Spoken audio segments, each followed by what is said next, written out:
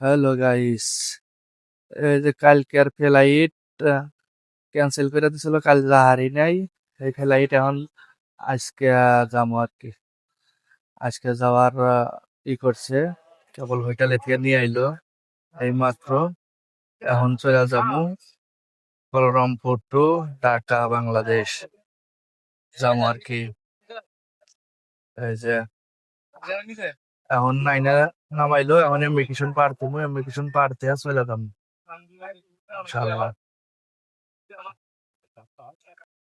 এই যে ইমিগ্রেশনে এখন পার হমু। এই যে ইমিগ্রেশনের ওই যে পুলিশ আছে, ওই যে ইমিগ্রেশনের পুলিশ সবাই, এই যে